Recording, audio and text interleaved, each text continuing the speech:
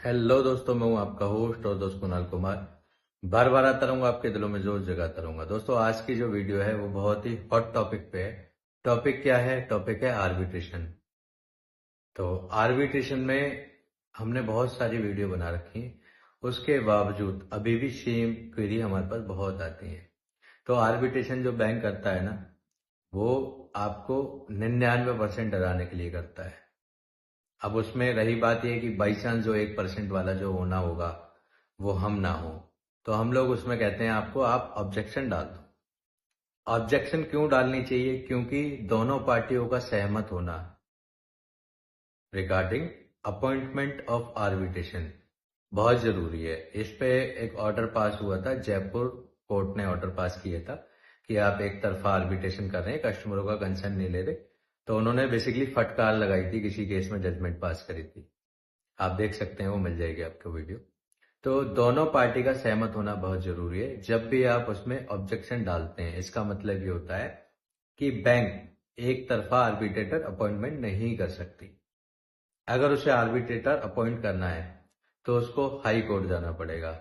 High court जब जाते हैं तो वहां पे कुछ सम अमाउंट उनको एडवांस पे करना पड़ता है और बहुत लेंथी प्रोसेस है। Lengthy in the sense time लगता है, तो बैंक कभी भी नहीं जाता। अब जो मेरे से सवाल पूछा जाता है वो है, भैया आप फॉर्मेट दे दो। तो इसका भाई साहब फॉर्मेट की आपको जरूरत ही नहीं है। इसमें आपको दो चार चीजें लिखनी होती हैं। जरूरी नहीं है आपको वकील साहब की तरह 3 पन्नों में बना के देना है। आपको सिर्फ उसमें लिखना है, अगर उन्होंने वो आपसे पूछ रहे हैं कि हमें आर्बिट्रेटर अपॉइंट करना है, आप बता दीजिए। मतलब आर्बिट्रेटर का नाम नहीं है आपके सामने, तो आप सिंपल सा उसमें लिख दो कि भाई साहब, मैंने जितना सर्च किया है या मुझे पता चला है, आप जो आर्बिट्रेटर असाइन करते हैं वो आर्बिट्रेटर ग्राहक की सुनता ही नहीं है और एक तरफा जजमेंट पास कर देता है इन फेवर ऑफ बैंक। तो मैं आर्बिट्रेटर के थ्रू जाना ही नहीं चाहता। मैं अपना मैटर बैंक से क्लोज करूंगा। हो गया बस। इसमें आपको दो चार चीजें जरूर डालनी है, जैसे कि आपको एक रेफरेंस नंबर होता है कि रेफरेंस नंबर जो नोटिस आया आर्बिट्रेशन का, वो रेफरेंस नंबर डाल देना है कि reply off arbitration notice so and so number oblique 2024। ठीक है, अपना लोन नंबर भी डाल देना, उसमें क्रेडिट कार्ड है क्रेडिट कार्ड नंबर भी डाल देना। मतलब ये तो बेसिक सी चीजें हैं, नाम भी डालना है आपको। बस हो गया। अब अगर वो आपको नाम दे देता है, सपोज वो दे देता है Kunal Kumar, Kunal Kumar is a arbitrator, वहां पे आपको बस थोड़ा सा चेंज करके ये लिखना है कि I have search on social media and found that the arbitrator Kunal Kumar do not, बस वो नाम डाल देना है और सारी कहानी वही लिख देनी है।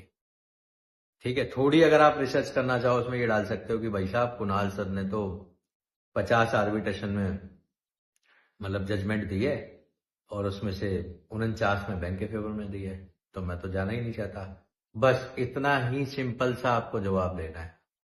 आपको इतनी डिटेल में नहीं जाना कि भैया फॉर्मेट दे दो। फॉर्मेट पता है कब जरूरत होती है? जब आप अपना जवाब जज साहब को देंगे। तो जज साहब की जो बेसिकली जो वहां पे एक सिस्टम होता है, उसमें फॉर्मेट में चाहिए होता है। यहाँ पे कोई भी फॉर्मेट की जरूरत नहीं है। तो प्लीज ऐसे मेरे से क्वेश्चन ना करें, ठीक है, कि भैया फॉर्मेट दे दो फॉर्मेट दे दो फॉर्मेट दे दो।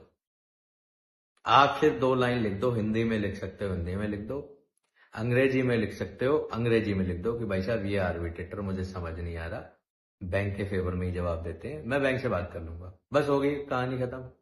नाम नहीं आया तो वहां यही डाल दो, आर्बिट्रेटर जो है वो बैंक के फेवर में जवाब देते हैं। इतना ही लिखना है। अब रही बात ये कि बहुत सारे केसों में आर्बिट्रेशन का ऑब्जेक्शन डालने के बाद भी वो उसको आगे बढ़ाते हैं। तो भाई साहब, अगर वो आगे बढ़ा रहे हैं तो गैर कानूनी तरीके से आगे बढ़ा रहे हैं। अब आप रह रहे हो भारत में, तो यहाँ आपको पता ही है, हमें हमारे अधिकार जो है वो छीनने पड़ते हैं। बड़ा कहने मतलब कह रहा हूँ, बड़े दुख के साथ कह रहा हूँ कि यहाँ पे हमें हमारे अधिकार छीनने पड़ते हैं। छीनने इन द सेंस कि अगर वो आगे बढ़ा रहे हैं तो वहां पे हमें बताना पड़ेगा, बहू जी हमने ऑब्जेक्शन डाल दी थी, आपने इसको आगे कैसे बढ़ा दिया। तो वहां पे जाहिर सी बात है कि आप नहीं बताओगे, आपके एडवोकेट साहब बताएंगे, तो उसमें तो मैं कुछ कर नहीं सकता। इवन बहुत सारे केसों में हमने आपको रेफर करे हैं एडवोकेट साहब, उन्होंने भी रिप्लाई करा है कि आर्बिट्रेशन का जवाब दे दिया, ऑब्जेक्शन डाल दी, तो तब भी वहां से आर्बिट्रेशन बढ़ा दी जाती है आगे कि this is your second hearing, तो वो इनलीगल तरीके से बढ़ाई जाती है। एक एडवोकेट साहब की और आर्बिट्रेटर की मैंने रिकॉर्डिंग भी डाली थी, जो आर्बिट्रेटर का फोन आता था, सर आपने ऑब्जेक्शन डाली है, या मतलब आपने एक नोटिस भेजा, जवाब दिया है, हाँ जी सर आप सेकंड हियरिंग में अपॉइंट मतलब ज्वाइन हो जाओ। मैं क्यों हो जाऊं ज्वाइन, आपको पता नहीं है लॉ, एडवोकेट साहब ने जवाब दिया था। तो घबराने की जरूरत होती नहीं है। पहले तो ये समझ लो अभी हम कुछ टाइम से आर्बिट्रेशन का जवाब दे रहे हैं, वरना पहले तो हम दिलाते ही नहीं थे। 1000 में से एक केस ऐसा होता है जिसमें वो ऑर्डर पास करा लेते हैं कि भाई साहब इनके घर से सामान उठा लो। अब मैं इसलिए मना नहीं करता कि बाई चांस 1000 में से एक वो बंदे आप हो, तो आप कहोगे यार कुणाल ने तो गलत बता दिया। बाकी कुछ भी नहीं होता, सिर्फ हवा बना रखा है। आप प्योरली इसको इग्नोर भी कर सकते हो, जवाब डालना है डाल सकते हो, लेकिन अगर वही 1000 में से एक आप होगे तो वहां पे आपको बताना पड़ेगा कि भाई साहब इस डेट पे मैंने ऑब्जेक्शन डाल दी थी, who the bloody hell are you, या आपको मतलब हमारा जो कानून है उससे ऊपर हो क्या। बस। तो आपको घबराना बिल्कुल भी नहीं है। आज की डेट में हमने ये देखा है कि रिकवरी नोटिस, सॉरी, जो सबसे पहला जो नोटिस आता है वो आता है डिमांड नोटिस, जिसको रिकॉल नोटिस भी बोला जाता है। डिमांड नोटिस का मतलब है कि भाई साहब इतने पैसे आपके पास हमारे हैं, आप हमें दे दो। रिकॉल नोटिस भी वही होता है। उसमें भी ये लोग है ना बेवकूफी करते हैं, शरारत करते हैं, बेवकूफी नहीं बोलेंगे इसको, शरारत बोलेंगे।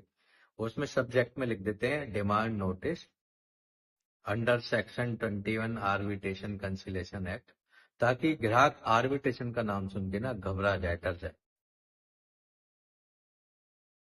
तो हम आपको अवेयर कर सकते हैं, आप अवेयर हो। और रिपीटेड क्वेश्चन आपको भी अपनी मतलब सेल्फ लर्निंग की जरूरत है। आपको कुणाल गाइड ही कर सकता है।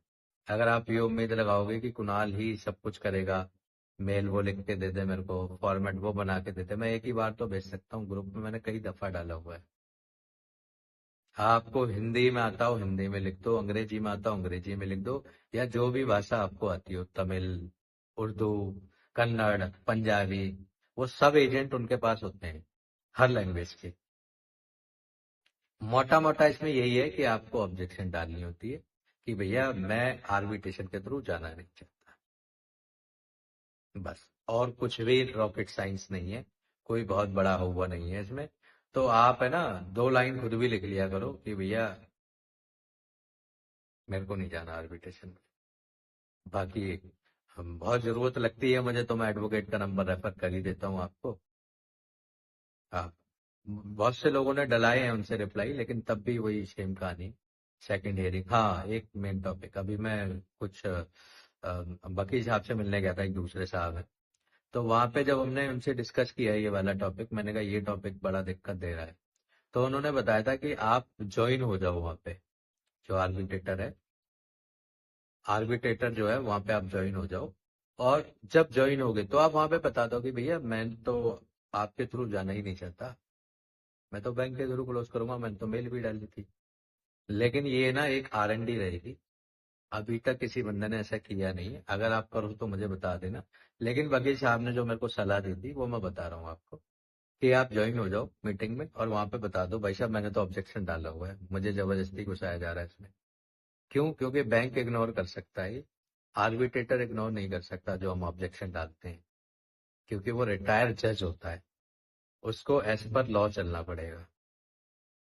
तो अगेन मैं आपको वही बोलूंगा, जो भी मैं यहाँ पे जानकारी दे रहा हूँ उसमें viewer description is highly advice. ऐसा नहीं है कुणाल ने बोला और मैंने कर दिया, आपको अपना दिमाग भी लगाना है। अगर आपको मेरे द्वारा दी गई जानकारी अच्छी लगी हो तो वीडियो लाइक करें, शेयर करें, अगर आप चैनल पे नए तो चैनल सब्सक्राइब करें।